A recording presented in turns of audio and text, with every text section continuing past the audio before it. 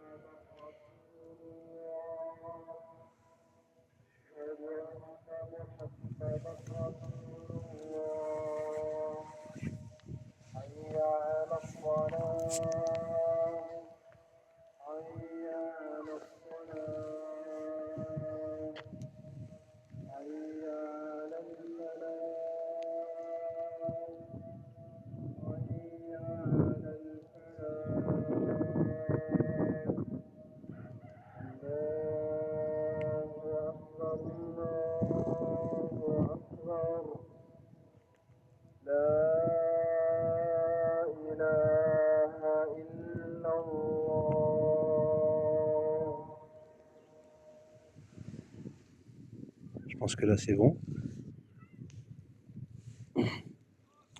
Donc voilà, vous avez les appels à la prière, et puis en même temps, en simultané, de ce côté-là, j'avais le chant du coq. Donc je savais plus trop si on était en France ou ailleurs. Petit coucou d'ailleurs. Pour ceux qui n'ont pas l'ombre d'un doute, il n'y a pas de jeu de mots. Vous entendez le coq? Bref, je vais peut-être me déplacer un petit peu histoire d'avoir un autre panorama. Alors je vais m'excuser d'avance pour les mouvements un peu désagréables. Je vais vraiment essayer de cadrer avec mes mains comme je peux. et essayer de frayer mon chemin parce qu'il faut que je vois où je mets les pieds. Et j'ai pas forcément... je connais pas forcément l'endroit puisque je suis en cours de visite. Donc je parlais de notre cher Nicolas Sarkozy, le franquiste sabbatéiste, il y a un peu de tout. Hein. Et lui, notre cher homme, a passé 20 jours en prison parce que il a pris, je crois qu'il avait pris 2 ans ou 5 ans. Je sais même plus combien il a pris, mais on savait tous, sans aucune surprise, donc, qu'il allait sortir et qu'il ferait même pas un mois. Ça, c'est ce que beaucoup disaient. Qu'il n'allait pas passer le mois. Effectivement, il a fait 20 jours. Voilà. 20 jours d'affilée, donc il est 3 semaines. Et le jeune monsieur, eh ben, il s'est fait soutenir par tout le monde, comme étant quelqu'un de bien, et c'était pas normal. C'était presque lui la victime. Enfin, en France, on peut se faire passer pour une victime. Et ça passe, normal. Après, donc, au-delà de ça, je vous laisse imaginer l'image que ça donne quand vous voyez ce personnage être absous comme ça par l'opinion publique, un délinquant, un autre délinquant de monsieur et madame, tout le monde, un délinquant lambda. Lui, qu'est-ce qu'il va se dire? J'en ai un foutre, moi, d'être honnête. Il va persister dans ses actions, puisque c'est pas considéré comme étant immoral et il n'y a aucune sanction qui devrait tomber, puisque Sarkozy a permis, on va dire, la jurisprudence Sarkozy, en fait. Il a permis de rendre quasiment légal et tout à fait normal, légal, le mot est fort, c'est pas ça, mais tout à fait normal la possibilité de faire des délits et de ne subir aucune conséquence. C'est pas d'aujourd'hui hein, qu'on le voit ça, mais là c'est carrément, à la télévision, ils ont accéléré cette croyance, cette idéologie, ils l'ont inculqué dans l'esprit des gens de manière détournée, évidemment, c'est pas ouvertement affiché, mais en vérité si, c'est affiché complètement, puisqu'ils le défendent systématiquement. Le mec, il a trempé partout, il a été condamné, c'est un multi-condamné, hein, Sarkozy. C'est pas le mec qui a juste, je sais pas moi, qui a volé un scooter ou même pas braqué une banque, parce que Sarkozy, c'est l'argent qu'il a détourné de manière illégale, c'est des millions d'euros. Et il y a des morts directement ou indirectement dans ces actions. Et il y a une guerre quand même en Libye qui a fait plus de 160 000 morts, qui a détruit un pays, qui a fait rentrer des millions de migrants pendant des années en France, et ça continue jusqu'à aujourd'hui. Il va pas nous la faire à l'envers. Hein. Je veux dire, c'est un mec qui a du sang, entre guillemets, du sang sur ses mains, indirectement. Hein. Il n'a pas tué les gens directement, mais ses actions, les directives qu'il a imposées en étant président de la France et probablement à l'époque où il était premier ministre de l'Intérieur, de l'Extérieur et du foutage de gueule intégral. Et donc il a tout géré. Hein. Il a des liens directs avec des catastrophes et des grandes forfaitures qu'il a laissé faire, auquel il a peut-être même participé, mais ça, on n'a pas les preuves, donc on laisse le conditionnel, on va dire. Et ben, ça permet justement, ça donne des vocations, en se disant, bah ouais, génial, je peux rester dans l'illégalité, et en plus, on me décernera une médaille, voilà. Et peut-être même que ça ne sera même pas inscrit sur mon casier, et que finalement, je serai même peut-être quelqu'un de bien, vu comme quelqu'un de bien. Voilà un peu ce que ça donne, donc vive la France. Et après, ça vous donne des leçons en vous disant, oui, mais il faut être réglo, il faut être juste, la société, c'est sans sauvage. Sans sauvage, ça se dit, ouais, on va dire que ça se dit. Et donc, bah oui, ils ont quelque part voulu cela. C'est l'image qu'ils renvoient, c'est l'idée qu'il faut avoir. Donc, ils veulent ça. Ils veulent que la délinquance persiste, qu'ils veulent que le chaos règne, et c'est voulu depuis longtemps. Sauf que maintenant, voilà, on est vraiment mis devant le fait accompli. On vous le dit. Voilà, indirectement, en passant par l'exemple du président, mais c'est partout pareil pour tous les hommes politiques. Balkany qui danse et qui ressort alors qu'il est condamné, il doit faire de la prison. Le lendemain, il sort de prison, hop, il danse. Voilà. Il vous dit, je suis incompatible, mon état physique est incompatible avec la prison, il faut me sortir, je suis malade, tout ce que vous voulez. Il est malade, on le sort, soi-disant. Faites de la musique quelques jours après, le mec il est en train de danser avec une meuf, tranquille, normal. Je savais pas, moi, qu'on pouvait danser et être en mauvaise santé, au point qu'on doive sortir on doit annuler sa peine, enfin suspendre sa peine, ou l'adapter pour l'extérieur, avec du bracelet ou je ne sais quoi. Et aussitôt retrouver la forme instantanément. Si c'est ça, c'est pas du foutage de gueule, ouvertement affiché. Et bon, bref, il n'y a rien de nouveau sous le soleil. Et quand on fait partie de la communauté des Lumières, comme Balkany, comme Sarkozy, et donc des gens qui ont travaillé pour l'intérêt de ceux qu'on appelle entre guillemets l'état profond, mais moi je pense que c'est plutôt l'état qui vous la met profond en vous faisant croire que l'état profond existe. Je vais pas revenir dessus, j'en ai déjà parlé. Pensez que l'état profond c'est autre chose qu'un état profond abstrait, c'est quelque chose de très localisé. Enfin, je veux dire, les initiateurs et l'idéologie de cet état profond, elle est très localisée géographiquement parlant et communautairement parlant également. Est-ce que vous avez besoin de plus pour comprendre ça? et c'est tourné toujours vers un temple, vers un lieu géographique au Moyen-Orient. C'est étonnant. C'est ça l'état profond. C'est ce que vous voulez pas, c'est ce qu'on veut pas que vous nommiez, mais que même si vous le deviniez, il ne faut surtout pas le nommer. Et c'est pour ça qu'on lui donne tout un tas de noms, l'état profond. Derrière le rideau, là, vous savez, behind the curtain en anglais. Toujours derrière, toujours derrière. Ils sont cachés, on les voit pas, ils sont occultés. Oui, ils sont dans le monde de l'occulte, effectivement. Eux, par contre, eux, l'état profond, donc ces gens-là que je viens de définir, eux, ils ont vraiment, ils ont fait allégeance au véritable état profond qui est derrière les rideaux, mais d'un autre espace-temps. Oui, avec d'autres entités intelligentes. Mais chut, c'est du paranormal, c'est de l'extravagance, ça n'existe pas. Ça n'existe pas, donc c'est pas grave. Et donc les agents comme Sarkozy, on en a, je pense, après il faudrait rechercher, on en a dans chaque pays, je pense, vraiment. Et ces gens-là, ils agissent à la destruction de la nation dans laquelle ils sont, on va dire, nommés plus ou moins. Alors les élections ne servent à rien, c'est juste pour valider aux yeux des goïms le fait que le gars est légitime et qu'on l'a désigné par le fameux vote populaire, donc démocratique. Démocratie qui n'existe absolument pas, mais bon, les gens continuent à avaler ces fadaises, parce qu'ils aiment ça. Hein. Ils adorent les contes de fées. Ils y croient pas, ils savent que c'est faux, mais ils adorent qu'on leur en raconte, et ils adorent y vivre. Mettre en place cette fantaisie des contes de fées. Alors j'essaie de pas trop bouger.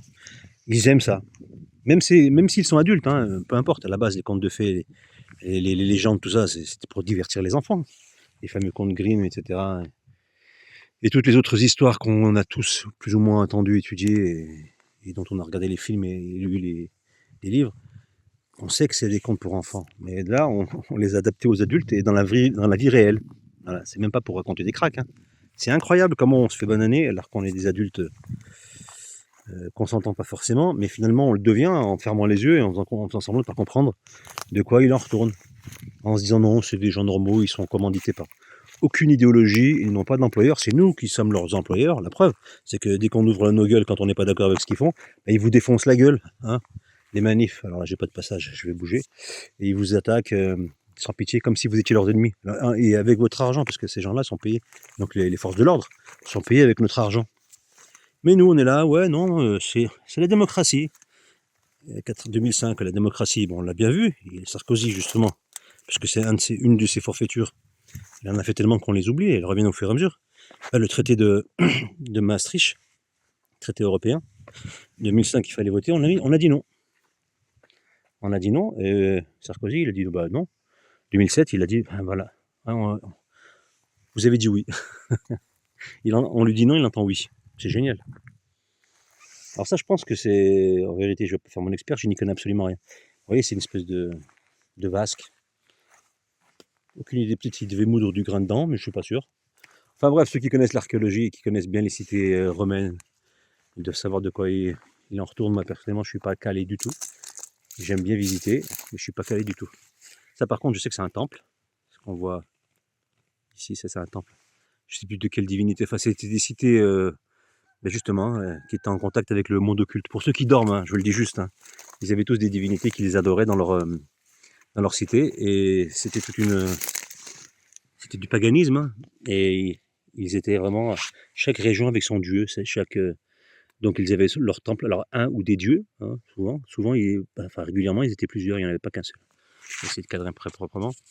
Et donc, en Turquie, par exemple, vous avez le temple d'Artémis, je ne sais pas si c'est à... comment ça s'appelle, je l'avais visité, hein. Je crois que c'est Antalya, je suis pas sûr. Je suis pas sûr que c'est Antalya, mais il y a le temple d'Artémis là-bas, et en Grèce aussi, il est dans plein d'endroits d'ailleurs. Hein. À Baalbek au Liban, c'est le temple de Baal, comme son nom l'indique, qui est à l'État d'Israël, l'État imposteur d'Israël. À Halloween 2024, s'est fait un plaisir d'aller zigouiller les temples de Baalbek et d'autres temples à proximité, parce que c'est la guerre des dieux. Vous ne le saviez pas? C'est normal. Ceux qui adorent les entités dans le monde occulte, donc l'état profond qui fait des allers-retours entre le monde, notre monde et celui occulte, celui dont ils reçoivent les informations et les directives, ils adorent en fait. Comment ils font pour recevoir toutes ces directives? Parce qu'ils adorent ces entités, certaines entités qu'ils adorent depuis la nuit des temps, depuis toujours. J'en parle dans mon livre, c'est juste pour vous donner une info. Donc j'explique tout ça. Le dernier livre que j'ai fait, là, qui vient de sortir plutôt il y a 15 jours, je crois, qui s'appelle donc Un fauteuil pour deux.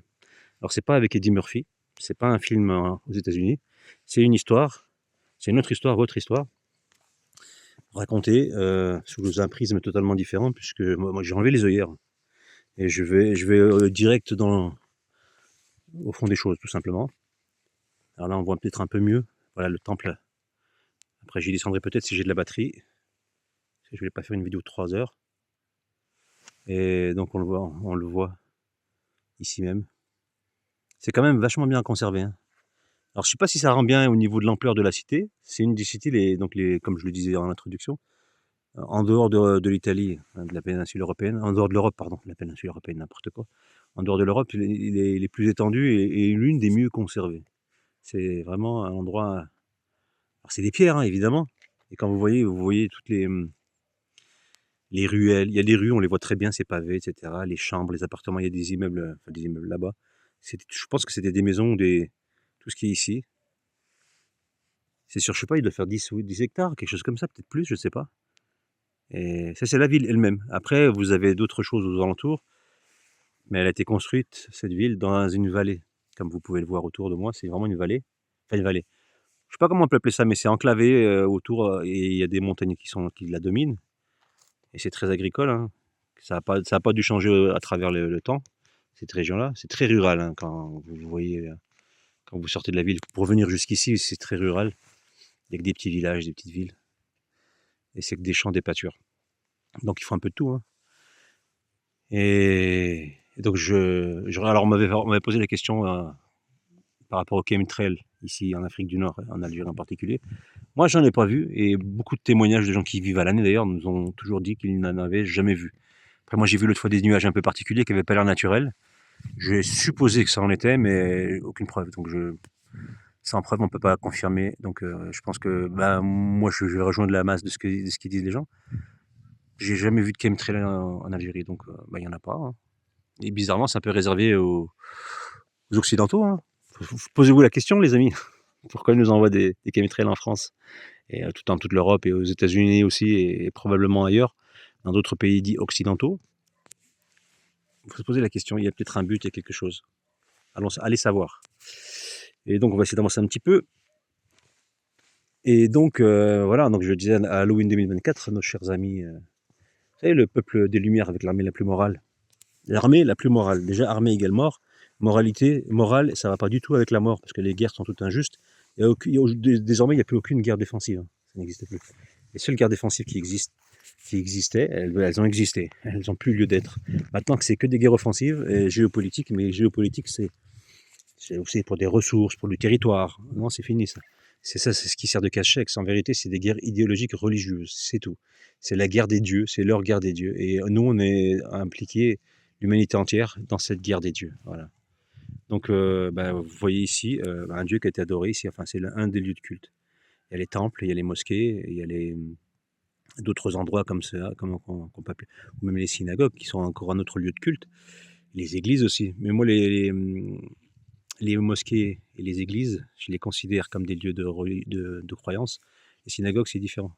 Ils n'adorent pas les mêmes entités. Une entité égale, peu importe ce que vous dites, ils adorent quelque chose d'autre, pour moi, à mes yeux. Donc je ne les considère pas comme des lieux de culte à proprement parler, même si c'en est un, mais c'est pas le culte d'un Dieu unique. Bon bref, je dis ça après on va me dire oui, mais les chrétiens, ils ont la Trinité. Je rentre pas dans ce débat-là. C'est pas le sujet. Bref. Donc nous sommes à la croisée des chemins, en vérité. Là, on a un passage de témoins dans ce genre d'endroit, partout dans le monde, hein. Vous allez en Grèce, vous allez même en Amérique du Sud, en Asie, vous avez différents temples. Les Aztèques, les Mayas et les Incas, et ailleurs en Asie, en Afrique, vous avez partout des temples, des vestiges qui restent encore, qu'on peut visiter. Et c'était en fait à l'époque, eux, à cette époque-là, les entités avaient remporté cette fameuse guerre des dieux. Puisque c'était leur monde, c'était eux qui drivaient le monde, si vous voulez. Même s'il y a toujours eu un monothéisme qui a existé, mais il n'était pas dominant. Ensuite, les temps ont évolué, ont passé, les époques ont passé, les peuples ont changé, et la guidance s'est faite, et le retournement a eu lieu, et les temples jadis florissants des montagnes andines ou des forêts cambodgiennes ou thaïlandaises, ou alors des montagnes nord-africaines ou italiennes, ça a complètement changé. Et nous nous sommes retrouvés aujourd'hui, enfin après, pendant un certain temps, avec un monothéisme qui était dominant, jusqu'à son apogée, à l'époque du prophète Salomon. David et Salomon, les prophètes David et Salomon. Ça, c'était l'apogée jusqu'à donc la chute. Et ensuite, on a continué à vivre dans un monde, un melting pot de différentes croyances qui a été un peu, on va dire, une espèce de statu quo pendant des siècles, hein, même s'il y avait des endroits qui étaient plus adeptes de l'occultisme dans leur adoration que d'autres. Et puis finalement, il y a eu l'avènement de l'islam au VIe siècle de notre ère, qui a marqué la fin des temps pour les musulmans, puisque c'est la fin des temps, ça correspond le premier signe de la fin des temps, c'est la mort du prophète de l'islam. Et c'est à ce moment-là.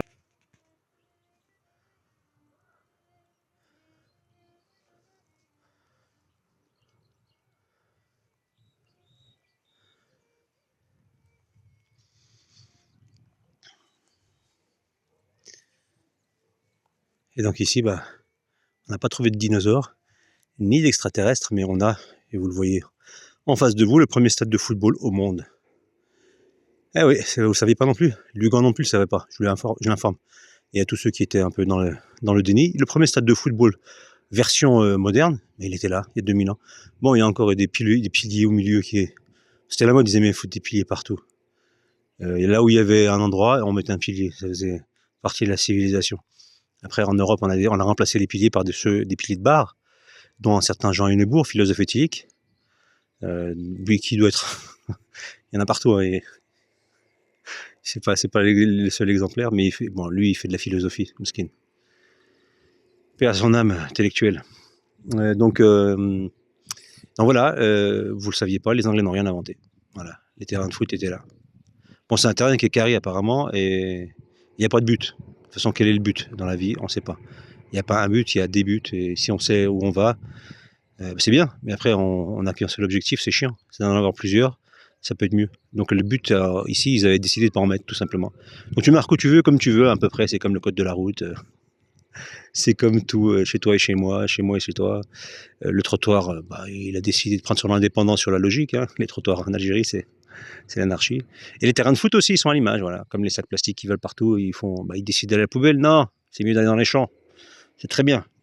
Et puis voilà, les terrains de foot, ils ont décidé d'être carrés, pas rectangulaires, il n'y a pas de cage, il n'y a même pas de surface de réparation. D'abord, tu veux réparer quoi? Rien du tout. Enfin, voilà, quoi, voilà. Sympathique. Nouvelle découverte historique. On en apprend des choses, hein. Donc tout ça pour dire quoi, au final? Que les cultes anciens n'ont jamais disparu, qu'ils ont été non seulement recyclés, mais qu'ils ont été ensuite imposés. Donc le recyclement a été fait par un déguisement interposé. On les a réadaptés pour qu'ils n'apparaissent plus comme étant des cultes. Donc c'est les mêmes cultes, hein, que les Incas, que les Mayas, et tout ce que vous pouvez imaginer comme culte criminel, où on offrait des personnes pour rassasier l'entité adorée. Aujourd'hui, il y a ça a été remis au goût du jour. Ça a disparu, il y a eu une vraie guerre donc pendant des milliers d'années, hein. Et aujourd'hui, il y a le dernier combat, et on est en train de se rendre compte, pour ceux qui ont encore une faculté d'observation et de compréhension des choses, on se rend compte que leur démon, il y a un démon qui est adoré, et qui est en train de soi-disant prendre l'ascendant sur le monothéisme en général, et l'humanité surtout, parce que c'est son but, c'est d'écraser l'humanité, et qu'elle au final adore d'une manière ou d'une autre cette entité. Peu importe que vous le vouliez, que ça vienne du cœur ou pas, l'idée, c'est ça le mondialisme, c'est de vous prendre, de vous tenir, de vous piéger, tout simplement, avec des règles dans le monde dans lequel vous êtes, et vous n'aurez pas le choix, et au final, ce sera tellement serré, vous serez tellement emprisonné, que vous vous soumettrez à leur entité, même sans le vouloir, et souvent même sans le savoir. Il y en a qui vont plus ou moins le comprendre, mais beaucoup ne le comprendront pas, et cela en réalité importe peu aux architectes, le plus grand ou le petit de ce monde, Gadlou Akbar ou pas Gadlou d'ailleurs, peu importe. Là, je sais pas, je sais pas si c'est des habitations qui restent ici. C'est assez plein de petites pièces. Et cela importe peu, l'essentiel c'est que vous êtes soumis à l'ordre de ces entités, parce que je pense qu'elles sont plusieurs, elles sont chapeautées par le grand architecte de l'univers. Et au final, c'est ça. Donc vous aurez oublié la vraie divinité, le lien sera coupé, et il est déjà en partie grandement coupé. Et là, ce sera définitivement coupé, donc l'humanité partira, sans le comprendre, dans les griffes des entités adorées depuis la nuit des temps, et qui ont commis les plus grands crimes. Et ça, c'est intéressant, c'est important de le savoir déjà, et de le comprendre. Et c'est ce qui fait que l'égarement aujourd'hui est magnifique. Personne ne peut le voir, parce qu'il a été occulté d'une manière, on va dire, exceptionnelle. Parce qu'ils ont réussi à faire ça là sur des milliers et milliers d'années. Ils ont eu des milliers d'années de retour d'expérience. Ils ont fait des tentatives partout sur le monde. Ils ont tiré les leçons de leur échec, puisque ces entités sont là depuis toujours, hein, pour certaines. En particulier le grand diviseur, l'égareur, celui qu'on appelle l'insensé en islam, ou Iblis, si vous le voulez, et qu'on appelle Satan en général, le diable. Lui, il est là depuis la création, bien avant la création de l'homme, et il a un délai jusqu'au jour du jugement. Donc il voit, il a vu, et il verra l'humanité dans son intégralité, dans son évolution.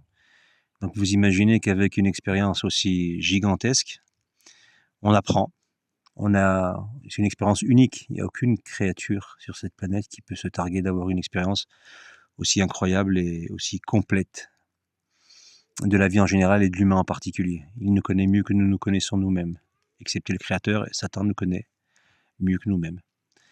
Voilà, et vous pensez bien qu'il tire des leçons et qu'il a vu toutes les civilisations se construire et s'écrouler. Et il y est toujours pour quelque chose, évidemment, lui et ses armées. Ils sont des milliards actuellement, probablement même plus, des centaines de milliards. Et certains sont très très très anciens et très doués. Et donc vous avez affaire à un ennemi invisible très redoutable. Si, et seulement si, vous avez coupé du moins votre lien avec le Créateur. Parce que si vous ne l'avez pas coupé, vous savez qu'il ne peut rien faire, lui et ses sbires, contre vous. À partir du moment où vous êtes en lien direct avec le Créateur et que vous vous mettez sous son administration et sous ses ordres, et vous suivez ses recommandations et ses commandements. Voilà, tout simplement. Mais les gens comprennent même ce que je dis là, à part des croyants, ça parle à personne, et comme les croyants sont de moins en moins nombreux, donc on arrive à un moment où, c'est comme dirait l'autre, faire pipi dans un violon, hein. Ça parlera très peu de gens, et puis le reste du temps, les croyants seront considérés comme des attardés mentaux, des rêveurs, et limite on sera atteint de problèmes psychiatriques puisqu'on parle à un ami invisible, on le vénère. Vous savez l'histoire, ah toi et ton ami invisible, ah c'est toi là, le musulman, toi et ton ami invisible, ou le chrétien, toi et ton ami invisible. Ils adorent utiliser ce terme-là. C'est à la mode, c'est comme ah t'es pas le couteau le plus aiguisé du tiroir, ça devient à la mode. C'est des expressions qui sortent comme ça, et les gens les reprennent comme des perroquets décérébrés qu'on a formatés pour répéter sans réfléchir. Ben, c'est ce qu'ils font. Et ils vous répètent toujours les mêmes âneries, et ils se remettent jamais en question, et à la fin, ils pensent, c'est des copier-coller, ils pensent tous de la même manière. Et ce sera la matière première de l'escroc, de Gadlou. Donc, autrement dit, le charlatan qu'on appelle l'antéchrist ou le Dajjal, c'est avec ça qu'il se nourrit. Et franchement, il va bien manger, vu comment on en a produit des milliards de ce genre de spécimens décérébrés. Ça va être un feu d'artifice pour lui. Et notre monde va ressembler à quelque chose de très étrange, plus les années vont passer, et les décennies, parce que ça va passer en 2 jours, et plus ça va être étrange. Voilà, au point où il y aura tout un tas de choses qui ne seront totalement immorales, mais qui seront acceptées par la moralité des gens. D'ailleurs, le mot moralité n'existera plus. Il y aura des choses, et ce sera la norme, ce sera la moralité, mais si on remenait 100 ans en arrière, d'ici là, que ces choses se mettent en place, si on faisait un bond 100 ans en arrière, ce serait considéré comme de la folie, et on pourrait même finir dans un asile psychiatrique. C'est déjà le cas maintenant à notre époque avec des comportements complètement déviants. Mais d'ici à 50 ou 60 ans, ou un siècle, on aura des comportements qui seront extrêmement choquants. Ça partira dans tous les sens, hein. Mais bon, ce que je dis n'a pas lieu d'être. C'est le prophète Jokatali qui sait mieux que tout le monde, hein, et la science, évidemment, qui sait mieux que tout le monde, qui nous a créés en vérité, hein, la science. On ne sait pas qui est la science, mais bon. Et donc tout ça pour dire quoi? Bienvenue dans la guerre des mondes, bienvenue dans cette réalité où le passé rattrape le présent, et le double pour être notre futur.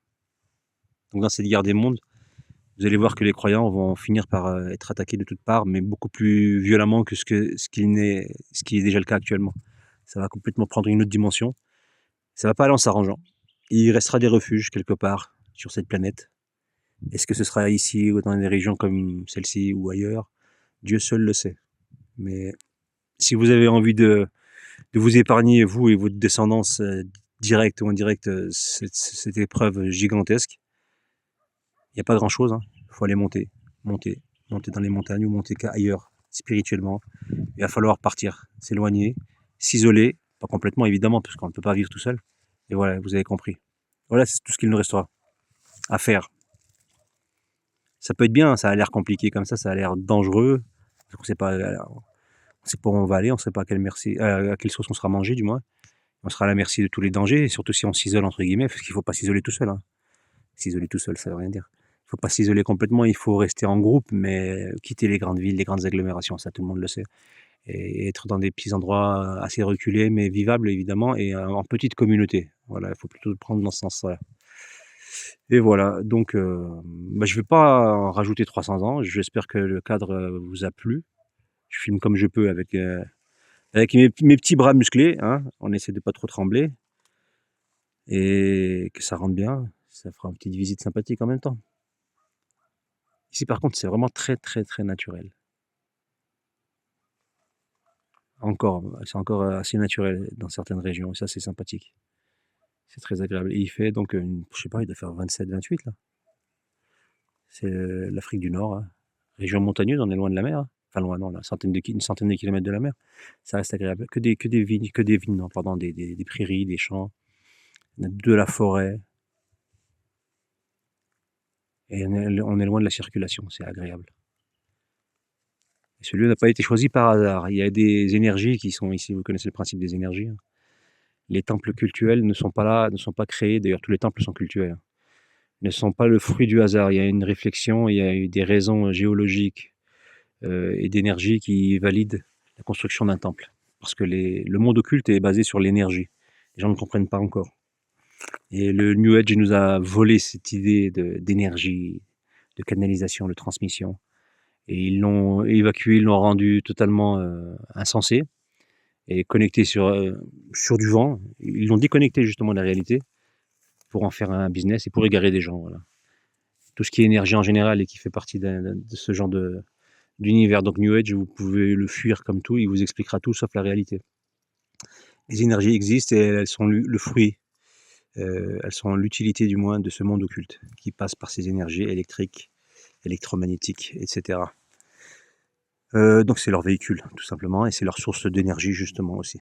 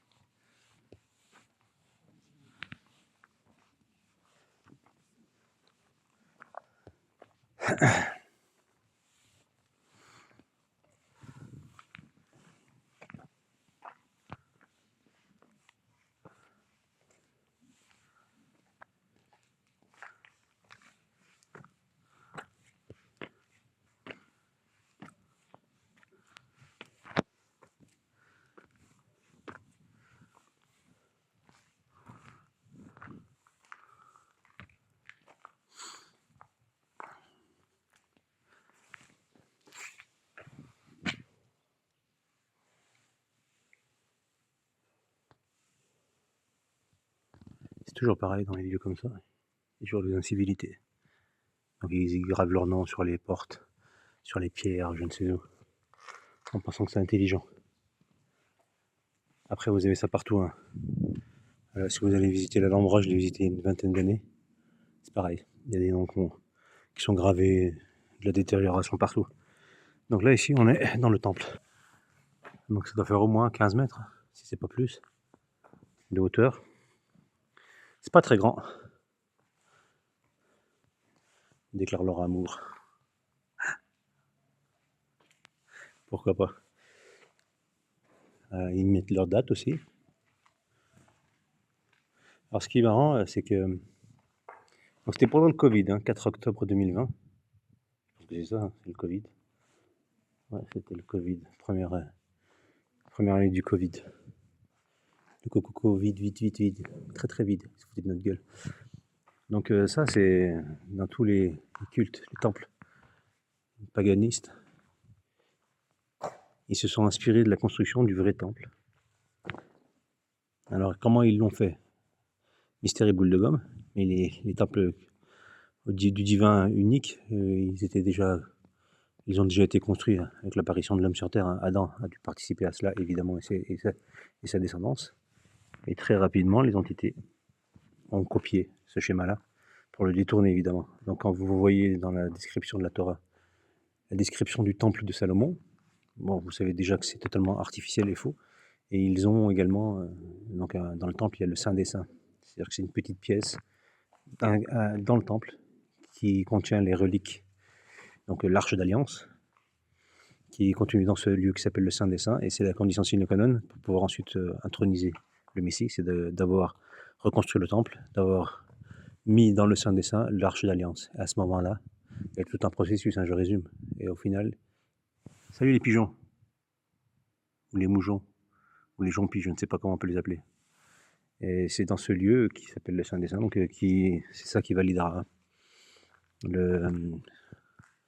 l'alliance des dieux, de leur Dieu avec leur peuple, avec son peuple élu. Et ben, ils sont tous faits pareil, donc celui-ci, je pense que c'est ça, ça doit être le Saint des Saints. C'est un mini Saint des Saints, mais voilà, ça devait être quelque chose dans cet esprit-là. Vous avez beaucoup de temples qui sont faits sur ce schéma. Des temples paganistes, hein, qui ont adoré des entités occultes, hein, évidemment. Ils n'ont adoré aucun créateur de l'univers, puisqu'il y en a un seul. Ils ne l'ont sûrement pas adoré, puisqu'ils n'ont pas respecté ses recommandations. Donc à partir du moment où vous savez ça, vous savez qu'ils ne l'adoraient pas. Voilà la vie qu'on avait d'ici. Vous savez la ville, hein, quand même, c'est une grande ville. Hein. Apparemment, de ce qu'ils disaient à l'époque, je crois que ça avait 12 000 ou 20 000 habitants. Parce que ça, c'est le centre-ville, hein, vous voyez. Mais ça continue, ça va loin encore. Hein. D'ici, on a une sacrée vue. Hein.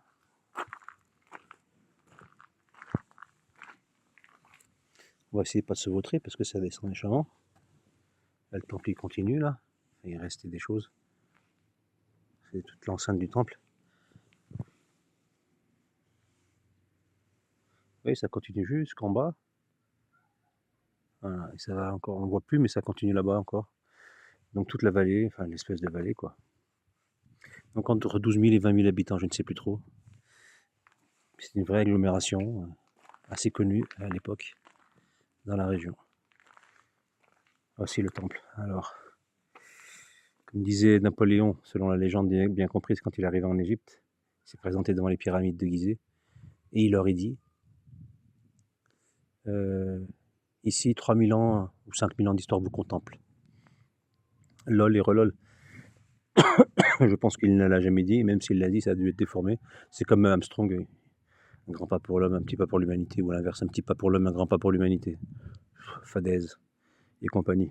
Il a dû lâcher une caisse, à supposer qu'il soit allé en dehors de l'orbite terrestre, je suis pas sûr, moi. Je pense qu'ils n'ont pas quitté leurs locaux, mais bon, on est teubés,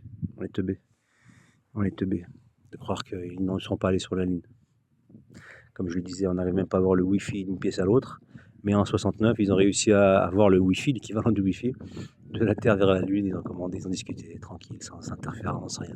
Juste ça, sans chercher techniquement est-ce que c'était possible de quitter l'orbite terrestre avec une fusée qui pesait des millions de tonnes je ne parle pas des millions de tonnes, mais des centaines de milliers de kilos, hein, c'est sûr, et qui devait ensuite avoir des réservoirs gigantesques, qui avaient la puissance ensuite piloter cette navette jusqu'à l'espace, jusqu'à la Lune, traverser la ceinture d'astéroïdes, machin, tout ça, selon la légende. C'est eux qui nous disent tout ça. Moi, je me dis, bon, à bout d'un moment, il faudrait peut-être me prendre pour une burne. Mais bon, apparemment, on doit être pris pour des burnes. Bah, sinon, on n'est pas des bons. On n'est pas des bons, quoi. Donc on doit être pris comme des teubés, pour des teubés. Et donc là, ceux qui connaissent le latin, enfin le romain, je sais pas si c'est du latin, il y a des inscriptions ici, qui doivent raconter certaines choses sûrement. Moi je montre, mais franchement j'ai aucune idée de quoi il en retourne. On va dire que c'est pour la prospérité et la gloire. Voilà, donc là, c'est quand même assez bien conservé, hein. Apparemment la cité a été fondée, je crois, si j'ai bien compris, aux alentours du IIe siècle. Donc ça doit dater ça a plus de 2000 ans, hein. Quelque chose comme ça. On est dans ces eaux-là. Si je ne m'amuse. Donc là, vous voyez, c'était. Alors j'imagine qu'il y avait les colonnes qui étaient. Peut-être, hein, peut-être que je dis des bêtises.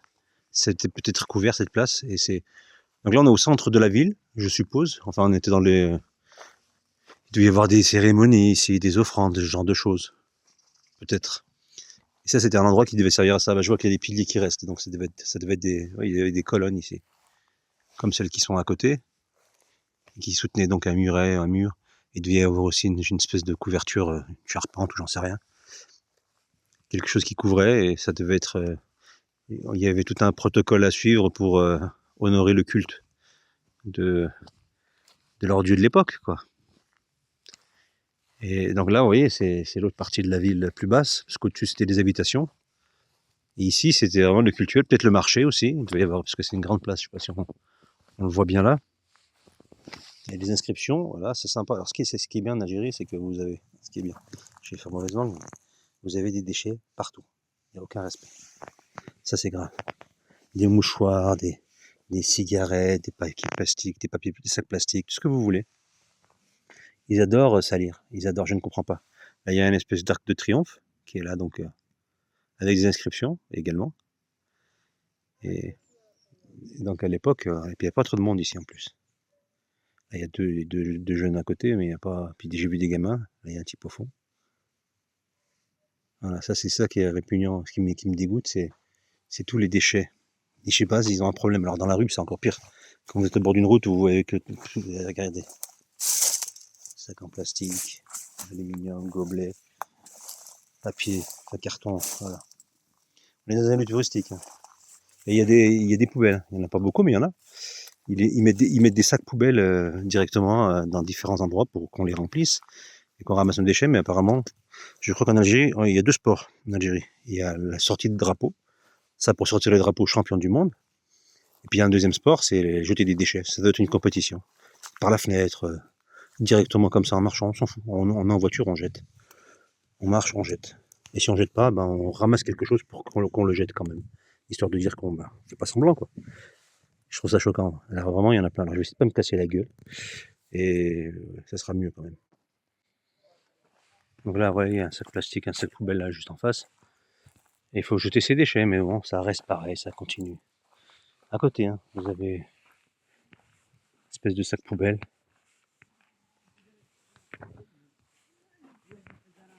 Là, c'est des petits étudiants à l'école qui viennent. Et là, voilà, il y a le sac poubelle, c'est fait pour, regardez. On va pas s'amuser à faire semblant, hein. Il y a un problème d'incivilité au niveau de la propreté en Algérie, c'est clair. Il y en a d'ailleurs dans beaucoup de pays, je me demande si c'est pas. C'est aussi dans tout le Maghreb en vérité. Mais après, je vais pas parler de ce que je connais pas, de ce que j'ai pas vu. Ici, ça a toujours été comme ça, hein. Étant plus jeune, quand je venais, c'était déjà le cas, mais en fait, avec la mondialisation, avec la multiplication de tout ce qui est plastique, bah, les gens ont eu beaucoup plus de plastique, de bouteilles, de sacs, de sachets, comme partout, hein. Et là, par contre, ils se lâchent. Ils s'embêtent pas. Donc là, vous voyez, on est dans une espèce de grande place qui est pavée, donc. Et c'est. Il aurait fallu que je prenne un guide, mais j'avais pas envie, en fait. Parce que c'est intéressant de savoir ce qui était ici, ce qui se passait là. Mais on voit que c'est la place principale qui ramène au temple. Voilà, tous les chemins mènent au temple. Celui-ci parmi d'autres. Mais c'est pas celui-ci le plus recherché. C'est le fameux temple de Jérusalem, ceux qu'ils veulent mettre en place, vous savez, à la place des vestiges du second temple, selon leur légende. C'est des légendes, hein, je le rappelle encore. Et voilà, donc vous avez... L'idée, il y a toujours une histoire de temple. C'est génial. Et ça, voilà, ça remonte à la nuit des temps. On est toujours dans la même politique, hein, sauf que maintenant, avec la technologie et le modernisme, on a l'impression que c'est des vieilleries, l'histoire de divinité, de tout ce qui était sacrifice, culte rendu au soleil, aux étoiles, à d'autres entités plus ou moins non humaines, mais qui apparaissaient sous différentes formes qu'on a essayé de représenter dans des gravures, et qui étaient donc, on ne savait pas trop ce que c'était, mi-homme, mi-animal, avec des pouvoirs magiques incroyables. Alors, on rendait leur culte, on leur rendait culte, on faisait des sacrifices, etc. Tout ça, c'est devenu de la légende, parce que les gens sont devenus, donc on les a rendus matérialistes et incroyants, donc on les a rendus athées, dans le sens de la réalité de ce qui existe en dehors du matériel physique, tout ce qu'on touche, tout ce qu'on voit. Ça, jusqu'à notre époque moderne, l'humanité entière savait qu'il y avait une autre réalité qui était connectée à la nôtre, et il n'y avait aucun doute là-dessus. Depuis 2 siècles, 3 siècles, avec les découvertes scientifiques qui ont accéléré le développement technologique du monde entier et de l'Occident en particulier, il y avait comme projet d'éradiquer tout simplement cette croyance. Et là, on peut dire que à l'heure actuelle, donc maintenant, c'est-à-dire tout de suite, pour ne pas me répéter, pas faire mon Dupont et Dupont, ils y sont arrivés, hein. On y est. Plus personne ne croit à tout ce que je peux évoquer dans cette vidéo, ou que j'évoque en général. Donc la vie après la mort, bullshit. La vie pendant la vie, bullshit aussi, même si la vie pendant la vie, normalement, elle est visible, hein, puisque on en témoigne. Non, même ça. Je sais, je rigole, j'exagère, parce qu'on est dans le monde de l'abrutissement et de la bêtise générale. Voilà, hein. Donc voilà, il est monté au temple, et il est quand même mastoc, hein. Il est quand même balèze. Ça monte, là, il doit être je sais pas, là, juste les marches, il doit y avoir des marches qui font 10 mètres de haut, plus le temple en lui-même, ça fait pas mal. Et vous voyez, là, ça monte, ça descend, c'est en relief. Et c'est vachement bien conservé, hein. C'est grand, c'est vraiment grand. Alors ici, c'est une place qui a l'air sympathique, parce qu'il y a beaucoup de colonnes comme ça, ou des bases de colonnes restantes qui contiennent des inscriptions très très claires. Alors, avis aux latinisants, s'ils arrivent à comprendre ce qui est indiqué là. Mais il y en a plein comme ça, tout le long. Alors ça, c'est une place qui est un peu en contrebas du temple. Et on en a, je me suis pas approché de toutes, mais toutes, je vois qu'il y a du texte. Toutes celles qui sont là. Et là, on voit en face, il y a des textes écrits très clairement et en gros. Je vais me approcher. J'espère qu'ils sont là-bas. Je sais pas si on arrive à montrer. Il y a beaucoup de textes inscrits. Ça, c'est une grande place. Donc ça, en fait, ça descend, vous voyez, on voit le temple qui est là-bas. Qui est là, le temple, je sais pas si j'arrive à le voir à l'écran par là-bas. Là. Ici. Non, je ne le montre pas à l'écran, j'arrive pas à me montrer, mais bon, on doit le voir. Et ensuite, il y a différentes places qui descendent par paliers successifs, avec ce genre de marche. Il y en a plusieurs, il y a des grandes places comme ça. C'est une succession de places assez grandes, et donc avec des colonnes, tout devait être couvert. Tout ça au nom du temple. Alors on va s'approcher un petit peu, montrer un petit peu ce qu'il en est de ces inscriptions. Elles sont super bien conservées, hein. Voilà, alors, incapable de lire ce que ça veut dire, mais bon, on voit bien là, je pense. Hasta siempre Che Guevara, non, c'est pas ça. C'est l'ancêtre des tags. Sauf qu'ils n'avaient pas de gong, ils faisaient ça au burin. Ou ce qui était un burin de l'époque, quoi. Évidemment que c'est pas des tags, hein, je dis ça pour rigoler. Donc vous voyez, c'est assez... Est-ce que c'est gravé des deux côtés, des quatre côtés? Je ne sais pas, non, apparemment c'était que d'un côté. Et là, vous voyez, ces grosses pierres. Voilà, on voit un ITE, je sais pas ce qu'il y a avant. Endas. Endas, la fin d'As, je sais pas. Et là, alors certains vont vous dire, ouais, c'était fait récemment. Non, non, c'est des pièces, tout est d'époque, hein. Je sais pas ce que ça veut dire, tout ça. Tout ça, c'est fou quand même que... Ils ont mis de côté les bases des trucs qui sont écroulés, ils les ont posées, évidemment, parce qu'elles n'étaient pas à cet endroit-là exactement. Elles sont là, elles sont conservées. Avec les textes. Ils se donnaient du mal, hein, les gens, pour adorer leur divinité. Ils se donnaient du mal. Ils avaient vraiment foi à leur entité. Et ils construisaient des villes en leur honneur.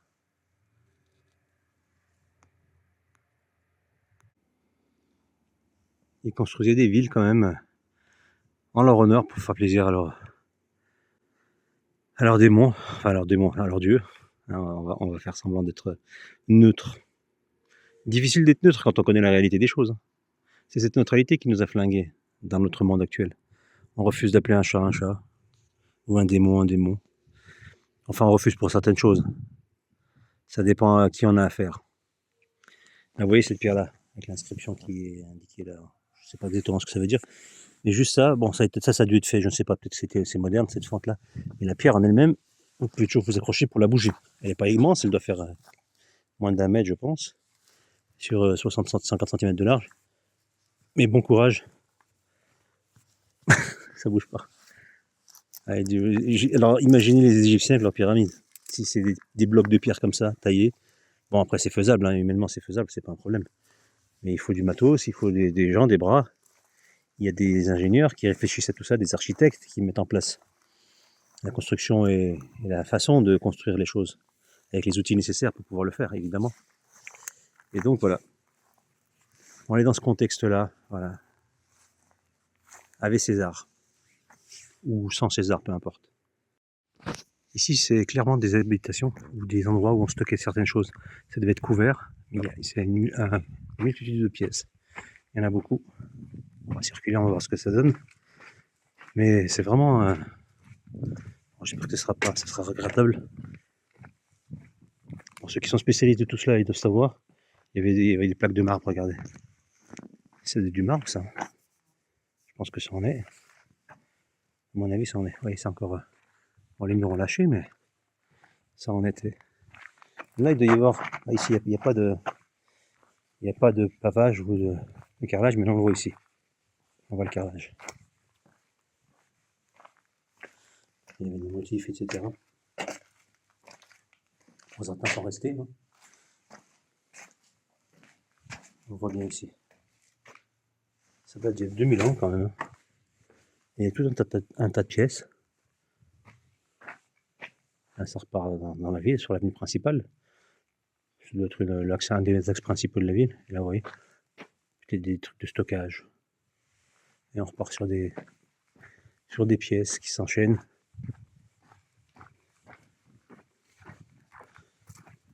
Et là, on revient, il y a encore des pièces. Et ça repart. Vous voyez, c'était vraiment une... Vraiment, peut-être c'était des marchés couverts. Allez savoir. C'est vrai qu'un guide, j'aurais pu en avoir le cœur net, mais bon, peu importe, c'est pas grave, on s'en fout. Vous voyez, c'est sympa. C'est ce que je disais tout à l'heure, voilà, c'est sympa. C'est moins sympa, c'est beaucoup moins sympa. Enfin bref, malheureusement.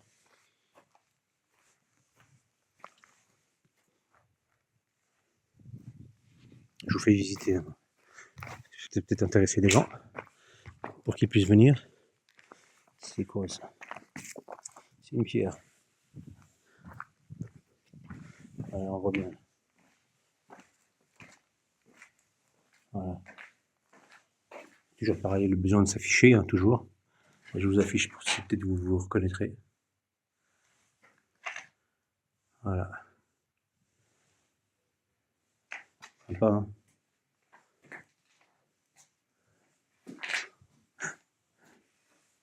Les jeunes dans le monde entier, ils ont toujours la même technique, avec des mots et des dédicaces.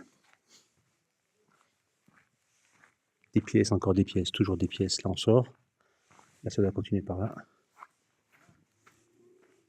Bon, il y a des gens ici, je ne vais pas les embêter. On va pas les filmer, ils n'ont peut-être pas envie de s'afficher. Voilà des pièces. Ah, c'est une grande pièce. Enfin, c'est même pas une pièce. Ou alors, si c'était couvert, c'est grand. Hein. Il devait y avoir des chevaux qui venaient, peut-être des espèces de... Bon, un parking à cheval, peut-être. Et très rapidement, ça a été transformé en parking à voiture, puisqu'on a découvert l'essence, le pétrole et toutes les énergies fossiles, comme je le disais plus tôt. Là, c'est un tas de pierres. Comme tout ici, donc voilà, toutes les pièces. Et vous en avez plein, des concepts comme celui-ci, C'est super intéressant. Si vous avez regardé Moïse, le film de 1956 de Cécile B. 2000, et pas 3000 ni 5000, mais 2000, ça c'est le prix que tu dois lui donner à chaque fois que tu cites son nom, en droit d'auteur à la SACEM, etc. Enfin bref, ceux qui ont vu le film de Cécile B. 2000, qui est donc un homme, contrairement à ce qu'indique son prénom, même si Cécile c'est qu'on appelle ça, c'est non-genré en réalité, ça existe depuis toujours, bref, ça n'a rien à voir avec le sujet. Mais ceux qui ont vu ce film, vous avez souvenir d'un moment important où Moïse, quand il redescend de la montagne, il arrive avec les plaques des 10 commandements, et quand il se présente devant son peuple qui est en train d'adorer le veau d'or, il se met dans une colère énorme, et il jette finalement, la terre s'ouvre, et son peuple tombe dans la terre, dans la crevasse, et il balance les tablettes de la loi. Elles disparaissent comme ça, elles sont brisées. Et bien on les a retrouvées, elles sont ici, il ne fallait pas chercher bien loin, elles sont là. Voilà. Et finalement, il n'y a pas 10 commandements. Dans le film, évidemment. Alors elles sont là, mais en même temps, on les a récupérées, on a mis de la ferraille, on a fait en sorte qu'elles ne se brisent pas trop, donc on les a rafistolées. Voilà. Alors est-ce que ça date à l'époque, style les hémorroïdes, je ne sais pas. Je ne saurais dire. Bon, je fais encore le teubé encore une fois, mais bon, vous avez bien compris. Donc le premier commandement, tu ne mentiras pas sur la création et ton créateur. Voilà. Ça ne le disent pas. Tu n'adoreras pas de divinité autre que ton créateur, et surtout pas les démons. Voilà, et surtout pas un Yahvé barbu. Voilà. Ça marqué ça, hein. Moi je le vois comme ça. Donc, parce qu'ils inventent des tables de la loi, moi je peux inventer les miennes. 10 commandements, je suis même pas sûr qu'il y en avait 10. Je suis pas sûr du tout. Pareil qu'il y en a 10, ils disent ça. Nous on sait qu'il y a des commandements, mais 10, on n'en sait rien du tout. À mon avis, il y en avait plus, et puis ils se sont arrangés pour pas les mettre, hein, les autres qui les dérangeaient. Ils ont retenu qu'est-ce qu'ils arrangeaient. Donc elles sont là, les tables de la loi du film de Moïse. Ou alors c'est les restes de Charlton Heston, enfin du film avec Charlton Heston. Et c'est des objets du tournage qui ont atterri ici en Algérie, comme tout atterrit ici. Hein. La richesse de la France, elle a atterri ici. Tout ce qui vient de France a atterri ici. Donc apparemment, l'aspirateur à richesse et à savoir, c'est l'Algérie. Elle n'est pas foutue de se débrouiller. Il paraît, hein, je dis ça, je répète ça. Hein, parce que je suis un bon moujon. Hein. Il paraît que voilà, même l'Algérie a été créée par la France, selon Vercingétorix et Emmanuel Macron, de Nagui Bosca, Sarkozy, Hollande, et Saab Chirac. Voilà. C'est un mix de tout ça. Vous imaginez la bestiole, vous voyez le Golgoth que c'est, et ben c'est ces gens-là qui nous expliquent que tout est là. Donc voilà, petit souvenir, vestige de l'histoire cinématographique de Sahab el-Yahoud, qu'on appelle Hollywood, évidemment. Et ça, ici même, c'est les deux tables de la loi. Voilà. Et on a appris aussi, grâce à notre cher historien spécialiste de l'Afrique du Nord, qui s'appelle Lugan, j'ai oublié son nom, Charles Lugan, peut-être un truc comme ça. Il a une moustache mou et des lunettes. Il nous a expliqué, parce qu'il connaît tout, hein, lui, il connaît tout sur tout. Il nous a expliqué qu'en Algérie, donc qui a été bâtie par la France, nous avions également aussi, ça c'est les Romains hein, qui ont inventé ça, c'est les gouttières pour évacuer l'eau de pluie. Donc ça c'est une gouttière antique, voilà. Vous appelez ça une colonne? On peut appeler ça un pilier. Eh non, Charles Lugan, ou Jean Lugan, ou j'en sais rien, enfin Lugan, il nous explique que ça c'est des gouttières. Pour récupérer la pluie, il y avait une charpente au-dessus, il y avait un toit, il y avait même un KFC au-dessus, à l'époque, hein, style les hémorroïdes, comme je disais. Et donc ça a été inventé ici à Rome, qui ensuite, la civilisation romaine, elle est venue jusqu'ici pour nous apporter le blé et la fibre, mais on l'a pas refusé, parce qu'il paraît qu'on ne sait pas faire grand-chose en Algérie. Et donc ça a sauté, la civilisation s'est barrée, elle a laissé ça, et donc on avait des gouttières, nous on ne le savait pas. En même temps, il pleut tellement un peu ici, que est-ce que ça sert à quelque chose de récupérer l'eau de pluie, quand on n'a même pas de toit, parce qu'il n'y a pas de toit, vous voyez. Bon, il y en avait un sûrement avant, mais depuis, ça n'a pas changé. Donc merci Charles Lugan, ou Jean Lugan, ou Lugan, la boîte à gants, je ne sais pas comment on peut l'appeler, ce tocard, qui nous explique. Évidemment, encore une fois, je précise que je raconte des fadaises, en fait, même au niveau du journalisme français, du journaliste français qui raconte tout et n'importe quoi, surtout n'importe quoi, je fais la même chose. En essayant d'être original, hein, évidemment, je ne vais pas répéter ce qu'ils font déjà, c'est pas la peine, puis ils le font tellement bien. Donc voilà, donc petit coucou à notre spécialiste du Maghreb, franc-maçon de son état, et même s'il ne le dit pas, et qu'on n'a aucune source qui le prouverait, il est évident qu'il en fait partie. Beaucoup l'ont soulevé, ce point, on le sait. Surtout spécialiste du Maghreb, je crois qu'il est spécialiste aussi de l'ongle incarné, et du pustule, et des pustules, voilà, tout simplement, je pense que c'est ça. Voilà, donc les gouttières, antiques, pardon. Voici les gouttières. Si vous avez un doute, cherchez pas, elles sont ici. Et un peu plus loin, les tables de la loi, comme je le disais. Vestiges c'est des objets du tournage du film de Moïse de 1956. C'est sympa la science avec moi. T'as pas besoin de Jamie, t'as pas besoin d'appeler MacLexguy. Tu m'appelles moi, je t'apprends des choses qui te serviront à rien, qui te mettront même dans la sauce, surtout si tu as la question pour du pognon. Mais au moins, tu auras l'air un peu moins. Tu sortiras du lot, voilà. Et c'est déjà pas mal. Alors la ville continue, hein, c'est trop long à visiter. S'il faut une demi-journée facile, enfin, ou du moins faire que ça pendant 2 heures et ne pas s'arrêter, ne pas commenter, sinon on s'en sort plus. Là, ça continue encore, je pense qu'il y a encore au moins 10 minutes de marche parce que ça fait que descendre, hein. Donc je vais pas aller jusqu'au bout parce qu'il y a encore des temples, des pièces, il y a plein de pièces comme ça.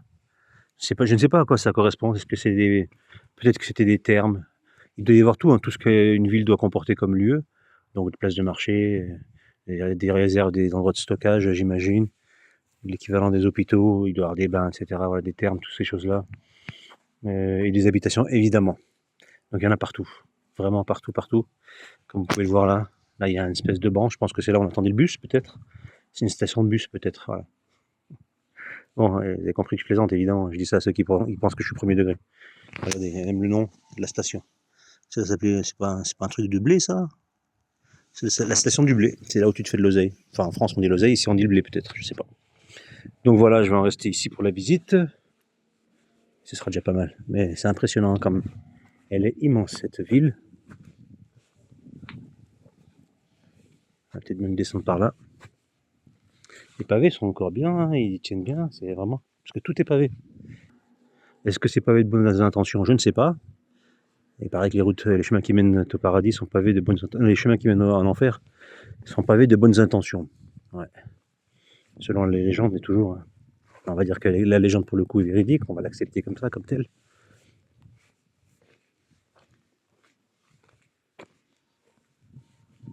Et c'est pas Nicolas Sarkozy qui nous dira le contraire. Ni les mondialistes qui nous prennent pour des buses.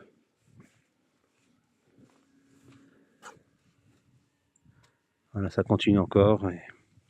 Bon, au bout d'un moment, ça va être une succession de pièces, donc identiques plus ou moins. Donc on peut abréger l'affaire ici même. On croit que c'est fini, mais il y en a encore. Alors pour le coup, c'est plus des ruines, c'est du vivant. Et ils m'ont rejoint jusqu'ici. Ils se sont dit, tiens, un des nôtres. Donc les moutons du bled. Hein. Donc c'est reste des pâtures quand même, jusqu'aux portes des ruines. Les moutons. Les fameux moutons du bled. Tout à fait. Là, il a dit à bas Macron. Je ne sais pas si vous avez compris. Et il a dit Sarkozy aussi. Je crois. Pas toute la traduction, mais je crois que c'est ça. Autre revendication. Ouais. L'Europe, c'est mort. Et le reste aussi, c'est fini, sans qu'ils le disent. J'ai anticipé la suite. Est-ce qu'il va confirmer? Moi. Qui ne dit rien consent. Donc il a consenti par son silence. Donc la moujonnerie, elle est jusqu'ici. Elle est partout. Bon, pour le coup, ah ouais, il a confirmé, c'est ce que je disais. Il a bien confirmé. Donc là, en fait, je suis arrivé au bout de la ville, hein, du village. De la ville antique, tout simplement. Je crois que c'était son nom originel. Voilà, c'est ça, il a dit Cuiculte, un truc comme ça. Ah, et il me dit que c'est pas tout à fait ça, mais... Ouais, c'est ça. Ouais, mais tu es un peu bavard comme mouton, toi aussi, hein, fou. Il est pire que moi. Ah, il y a un gros mouton là qui a parlé. Ah, c'est le chef des moutons. Il a dit arrêtez de parler, faites des moutons. Donc voilà, au moins il est terre à terre, lui. Vous ne pouvez pas parler, sauf en France où on a ce côté fantastique, où les moutons parlent. Voilà, petite vue panoramique de l'endroit.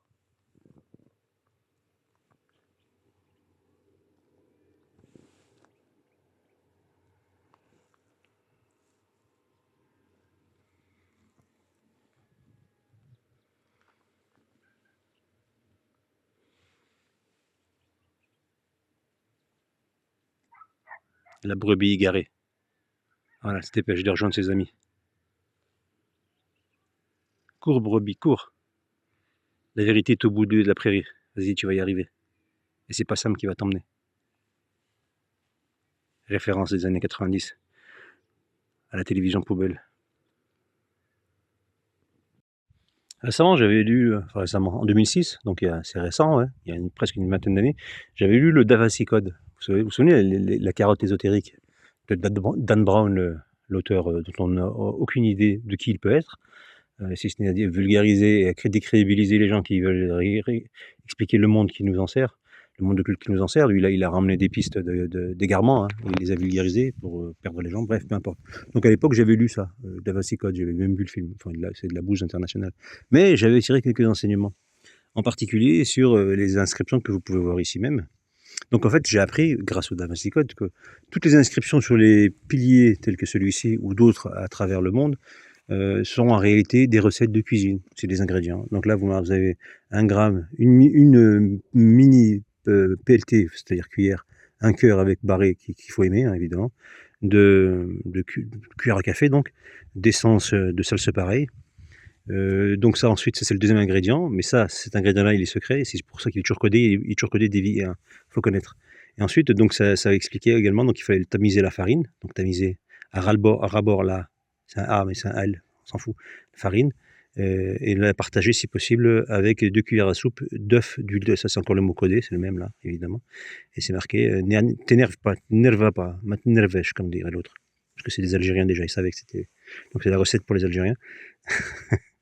Traiano, donc il faut le traire, le lait, je pense que c'est ça, et Adriano, c'était l'international brésilien qui a marqué un but de la tête avec ses mains, il y a longtemps. Et AVG, c'est avis de... C'est la gestation pour autrui, non, c'est pas ça. Et Pony, c'est un groupe qui s'appelait Pony Pon, ou je sais pas quoi. Max Blue Bleel, évidemment, et Trib, comme la tribu des Max Blue Bleel, vous avez compris. Et là, c'est POI, ou Roi, ROI, c'est je sais pas. Version 1, évidemment, et c'est cosmétique, 3e siècle. Pourquoi? Et parce que, voilà, c'est tout. David et Jonathan, parce que, et pourquoi? Parce que David et Jonathan, même si c'est 2D, c'est pareil. Donc voilà, merci Dan Brown, merci le Da Vinci Code, et là sur ça je vais prendre mes médicaments et je vais aller me coucher, n'est-ce pas? Et à l'époque il y avait déjà un téléphérique, eh oui, téléphérique algérien, bon il n'a pas tenu, hein, évidemment, mais il a fait office entre l'an moins 250 à moins 200. Bon voilà, il reste les nacelles, qui ont un peu rouillé effectivement on peut le dire. La corrosion tout ça, on ne va pas y faire grand chose, hein. C'est un peu le cancer de... La rouille c'est le cancer du métal, hein, de tout ce qui est métallique, donc voilà. Ça c'est les nacelles du téléphérique, il devait monter. Donc je pense qu'il devait être fixé à l'Arc de Triomphe qui est ici. Il devait relier le temple qui est juste au-dessus, là, à droite. Et il devait y avoir une autre deuxième ligne, c'est le T2, ou la ligne 2 comme vous voulez, qui descendait donc de cette... ici, et qui partait directement en ligne droite jusqu'au bout là-bas, je sais pas si on arrive à voir, l'autre Arc de Triomphe, voilà. C'était comment on appelle ça? Une espèce de... pas funiculaire, ouais, mais c'est ça. Une ligne téléphérique, celle qu'on appelle celle du triomphe. D'ailleurs, elle a fait un vrai triomphe. Elle a eu un salut romain, évidemment, avec les pouces en l'air, comme sur YouTube, salut romain, pouces en l'air. Mais un pouce bleu, comme dirait Ibra TV, pouce bleu. Tu vois, là, il y avait mais un pouce bleu quand même pour le téléphérique antique. Hein, ils ont tout inventé, le téléphone, le tout à l'égout, les aligots aussi, ils les ont, ils les ont inventés. Ils ont tout inventé. Voilà. Donc, si vous ne savez pas quoi faire, vous venez ici et vous avez l'histoire Clermont dans un même espace. Je suis sûr que si je cherche encore un petit peu, je vais trouver des vestiges de soucoupes volantes et d'extraterrestres, et voire même de dinosaures. Mais rien n'est moins sûr. Un autre rébut ici, alors il doit y avoir un jeu de piste ou un jeu d'orientation. Ça devait être le passe-temps favori des gens ici à l'époque, en dehors d'Adorer leurs démons. Alors là, moi je pense que c'est même pas un jeu de piste, c'est même pas un rébut, c'est un sigle d'un magasin. Je pense que ça c'était une pizzeria. Donc là, vous voyez, vous devinez bien la forme d'une part de pizza. Non plus que le prix. Ça, c'est la boisson, c'est-à-dire qu'il y a la part de pizza, et vous avez une boisson, et vous aviez aussi un sucre d'orge, je pense. Et donc, c'était le menu. Donc, plat, dessert, et entrée, et flotte, ça devait être ça. Et donc, il devait y avoir un numéro de téléphone là, pour appeler avec des livreurs Uber, ou UberX, je ne sais pas comment on fait, comme c'est vers Saint-Gétorix, qui était même pas romain d'ailleurs, lui, mais comme assurance tout risque. Après, je dis X, ça n'a rien à voir, c'est US, c'est Marcellus. C'est, je sais pas moi, Abdelbachirus, peut-être c'était lui le livreur. Il devait avoir son numéro ici, avec sa taf, peut-être, je sais pas. Pose des questions. En tout cas, voilà, c'est très très intéressant de voir ce genre de choses. Et il était vraiment très développé. Alors, je sais pas le réseau téléphonique, comment il fonctionnait à l'époque, puisqu'il y avait SFR, Bouygues, je sais pas. Ou le téléphone arabe, peut-être. Ah, peut-être on a une piste. Le téléphone arabe existait. Il faudrait que je pose la question à Lugan, peut-être il le sait, lui, Lugan la boîte à gants. Il va peut-être me le dire. Et à l'époque, déjà, le téléphone, il existait, la France n'était pas encore la France. Donc, un point pour l'histoire et 0 pour la non-histoire. Ou l'inverse, peu importe. En tout cas, dans l'histoire, on sait qu'on peut raconter ce qu'on veut n'importe comment, à n'importe qui. Et ça, c'est bien. Alors là, à l'époque, ils adoraient les jeux de réflexion et tout ce qui était style rébus. Donc ça c'est l'ancêtre du rébus. Alors de ce que j'ai compris, mais ce que m'a expliqué un mec pas très catholique juste en passant par là, ça c'est le vasque pour servir le vin de messe. Ça c'est la direction dans laquelle vous devez le boire. Ça c'est ensuite ce qui va se passer, vous serez tellement bourré que vous allez vous faire taper vers la tête comme si vous étiez un bourricot, une vache, un taureau. Et ça c'est la lame avec laquelle on va vous préparer un kebab style un bouc qui est juste en bas ou je ne sais quoi quel animal, et le coq évidemment, emblème de la France, et la jarre qui, comme on dit, t'envoie la jarre à l'eau qu'un jour elle se casse, ou pas. Et ça je ne sais pas, ça doit être la flamme du soldat inconnu, plus ou moins. Alors, ça y est, j'ai trouvé finalement. Les soucoupes volantes sont bien arrivées ici, à l'époque style les hémorroïdes quoi. Et les hémorroïdes hein, évidemment. Ben voilà, vous voyez le dôme, c'était ça. Il s'est encastré dans une construction et la soucoupe reste toujours donc figée et apparente. Premier atterrissage d'entités extraterrestres avec des soucoupes, ici même, encore une fois. Tout a commencé ici. Hein. Allez, j'arrête avec ces bêtises.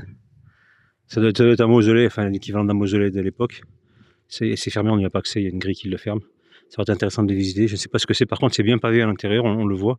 Mais comme c'est grillé, c'est fermé, on ne peut pas le visiter. C'est tout petit. Hein. Et ça domine le temple qui est en dessous, qui est juste en dessous là.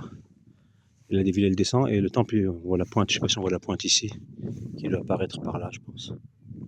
Là, chose comme ça, enfin c'est plus bas, c'est là. Et la ville continue là, en contrebas. Donc c'est une succession de petits lieux de culte, de temples, d'arcs de triomphe, de places cultuelles, de marchés, de villes. Enfin une ville romaine typique je pense.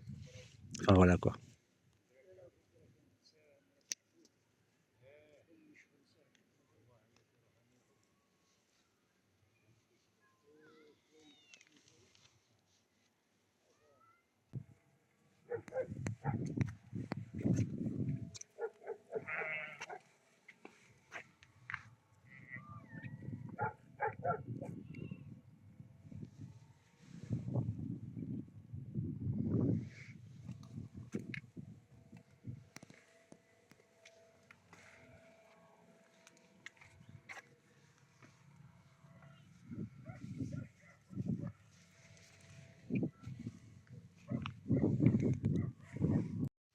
Incroyable, mais vrai.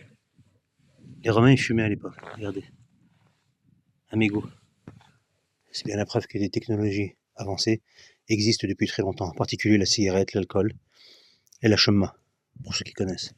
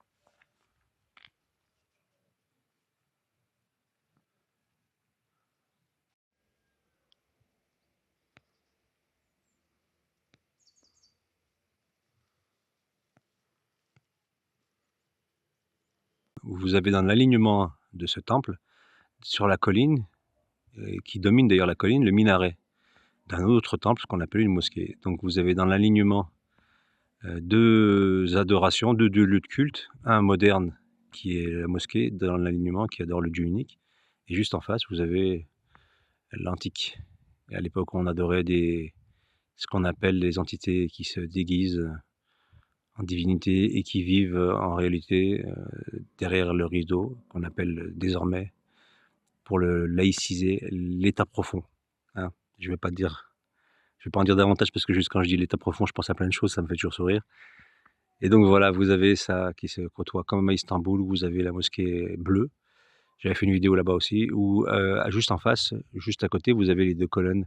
La colonne serpentine, il y a, donc c'est un principe d'obélisque, pardon, et un obélisque égyptien qui est là sur la place, en face de la mosquée bleue. Donc vous aviez, et de l'autre côté, il y avait la basilique Sainte-Sophie. Donc ils ont construit volontairement, je pense, hein, sur ces lieux, 2 endroits où on adorait Dieu, et à côté de d'autres, d'endroits antiques où on adorait le monde occulte, tout simplement. Ça se croise, ça se pourchasse, ça se remplace, et ça se combat tout le temps, et c'est ça le problème, c'est qu'on est dans ce combat-là. Et aujourd'hui, on arrive à la fin, ça va prendre quelques temps, mais on y est. Donc voilà, je vous souhaite une très bonne journée, je vous dis faites attention à vous, n'hésitez pas à vous abonner, à partager, à liker, à diffuser. Vous avez sous ma vidéo, dans l'espace commentaire, la possibilité de vous procurer mes derniers ouvrages, enfin mes ouvrages en général, et en particulier le dernier qui s'appelle Un fauteuil pour deux. Et vous avez donc la possibilité aussi de passer surtout via mon Tipeee pour ceux qui ne souhaitent pas passer par Amazon. Et là, vous aurez la possibilité d'avoir les différentes formules de mes différents ouvrages au choix. Comme vous le sentez, il y a différentes façons de le faire. Vous les trouverez facilement sur ma page Tipeee, donc n'hésitez pas à la consulter. Et puis voilà. Donc je vous souhaite une bonne journée, une bonne soirée. Je vous souhaite le meilleur. Évitez les contrefaçons, comme dirait l'escroc Carl Zero, mais évitez-les quand même. Et puis voilà, je vous dis à très bientôt et que Dieu vous garde.